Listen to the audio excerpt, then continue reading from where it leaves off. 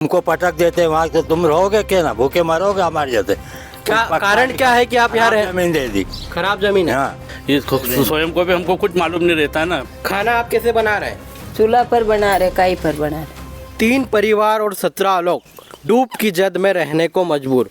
जी हाँ, इस वक्त मैं राजघाट के कुकरा में मौजूद हूँ और सरदार सरोवर बांध के बैक वाटर के चलते वाटर लेवल 135 मीटर हो चुका है और आप तस्वीरों में देख सकते हैं कि ये राजघाट था जो पूरी तरीके से इस पानी में जलमग्न हो चुका है। राजघाट का मंदिर, राजघाट की दुकानें पूरी तरीके से जलमग्न हो चुकी है और इस वक्त आप देख सकते हैं कि यहाँ पर 17 परिवार जो पूर्ण पुनर्वास के अभाव में यहाँ रहने को मजबूर थे, लेकिन जैसे जैसे उनके घर टूटते गए वो कहीं और शिफ्ट होते गए। आप तस्वीरों में देख सकते हैं कि यहाँ ताला लगा हुआ है, गेट है, लेकिन अभी फ़िलहाल यहाँ पर कोई रह नहीं रहा है। कारण यही है कि वो कहीं और शिफ्ट हो गए हैं, मकान उनका पूरी तरीके से टूट चुका है। वहीं अगर बात की जाए तो अभी 17 लोग जो हैं वो इसी जगह पर रहने को मजबूर है। राजघाट पूरी तरीके से टापू में तब्दील है, चारों तरफ पानी ही पानी है, लेकिन फिर भी ये लोग अपनी मूलभूत सुविधा के अभाव में रहने को मजबूर है। इनकी मांगे है कि पूर्ण पुनर्वास नहीं हुआ है, इनको मकान नहीं मिला,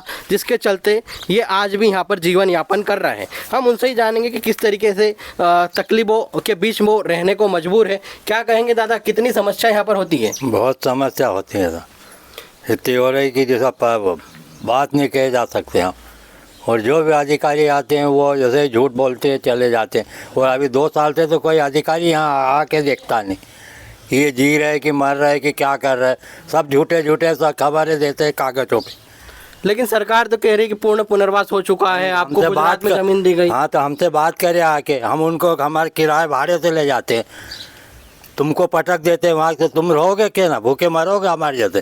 क्या कारण क्या है कि आप यहाँ रहे? जमीन दे दी। खराब जमीन है। हाँ, बिल्कुल, तो खराब जमीन के चलते ये लोग आज भी यहाँ पर रह रहे हैं।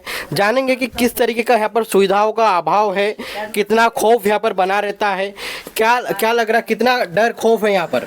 डर तो बहुत लगता है, रात में सांप बिच्छू निकलते हैं तो डर लगता है, और पानी कब क्या आ जाए इसका भी कोई भरोसा नहीं, कब हमारी मतलब जान चली जाए ये स्वयं को भी हमको कुछ मालूम नहीं रहता है ना। तो यहाँ से करीब बड़ा पानी 2 किलोमीटर तक आसपास सब रहता है, और खेतों में जाने के लिए जैसे हमारी जब भी ज़मीन डूब से बाहर है और 142 के ऊपर डीपियाँ लगी हुई, तो भी दादागिरी करके हमारी लाइनें काट दी गई है खेतों में। अभी दवाई छिड़काना है, ये करना है, उसके लिए पानी हम सर से ले जाके खेतों में ये कर रहे हैं। हम कह रहे हैं कि हमारी 142 के ऊपर डीपियाँ लगी है तो उसकी लाइन नहीं काटना चाहिए, तो लाइनमैन बोलता है कि हमको साहब ने बोल दिया लाइन काटने के। इतनी तो दादागिरी कर रहे हैं, तो अब क्या करना?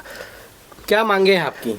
हमारी मांगे यही है कि हमको रहने के लिए प्लाट दिया जाए यहाँ पे, यहाँ से मकान तोड़ के हमारे पुनर्वास में लोग अतिक्रमण बहुत कर रहे हैं, वहाँ पे शासन का कोई ये नहीं है। और हम लोगों के लिए हम मांग रहे हैं कि हमारे यहाँ से टप्पर वगैरह तोड़ के हमको अगर एक प्लाट दिया जाए तो हम वहाँ पे मकान बना के हमारे जो डूब के बाहर की खेती है वो करने को तैयार है, पर उस पर भी ध्यान नहीं दे रही सरकार। बिल्कुल, क्या लग रहा है आपको, कितने परिवार यहाँ पर अभी मौजूद है जो इसी तरीके से मूलभूत सुविधाओं के अभाव में रह रहे हैं? यहाँ पे 3 परिवार के मौजूद है। 3 परिवार। पहले कितने 17 लोग थे यहाँ पर? पहले 17 लोग 17 परिवार। अभी वो किराए से रह रहे हैं। किराए से चले गए। क्या कारण रहा कि उनको किराए के मकान में जाना पड़ा? यही जो ये मकान में पानी भरा गया, इसके कारण टूट गया सब कुछ। बिल्कुल, तो आप साफ तौर पर इनके चेहरे पर मायूसी देख सकते हैं। अब मैं घर के अंदर आपको ले चलता हूँ। ये इनका घर है जहाँ पर सामान पूरी तरीके से बिखरा हुआ है, ना लाइट है ना पानी है, बस इसी बीच इनका जीवन है। कारण सिर्फ ये है कि इनका पूर्ण पुनर्वास नहीं हुआ, जिसके चलते ये इसी तरीके से मूलभूत सुविधा के अभाव में यहाँ पर रहने को मजबूर है। अगर बात की जाए तो यहाँ पर करीबन 17 परिवार थे, लेकिन एक एक करके जैसे जैसे उनका मकान टूटते गया वो यहाँ से कहीं और शिफ्ट हो गए। क्या कहेंगे जी, कितना डर रहता है यहाँ पर? डर तो बहुत लगता है, पर काई करा। खाना आप कैसे बना रहे हैं? चूल्हा पर बना रहे, काई पर बना रहे। बिल्कुल, तो आप साफ तौर पर तस्वीरों में देख सकते हैं कि ये इनका चूल्हा है और इस पर फिलहाल चाय बन रही है। तो साफ तौर पर देखा जा सकता है कि जो सुविधा है उसका अभाव है, ना यहाँ पर सरकार की तरफ से कोई अभी फ़िलहाल आया है। इसी तरीके से ये अपना जीवन जी रहे हैं। कारण सिर्फ ये है कि इनका पूर्ण पुनर्वास नहीं हुआ, जिसके चलते ये इसी तरीके से संघर्षों के बीच में रहने को मजबूर है। अगर राजघाट के कुकरा की बात की जाए तो करीबन 4 से 5 महीने तक इनको इसी तरीके से यहाँ पर जीवन जीना पड़ता है। वहीं अगर बात की जाए तो इनके मवेशी यहाँ पर है, उनके लिए भी अगर बात की जाए तो चारा की व्यवस्था नहीं हो पाती, इनको नाव के सहारे आना जाना करना पड़ता है। तो राजघाट में वासियों की मांग है कि उनका पूर्ण पुनर्वास हो, लेकिन फिलहाल अगर बात की जाए तो सरकार की तरफ से यहाँ कोई भी जायजा लेने के लिए नहीं आया है। योगेश चोयल, TV9, बड़वानी।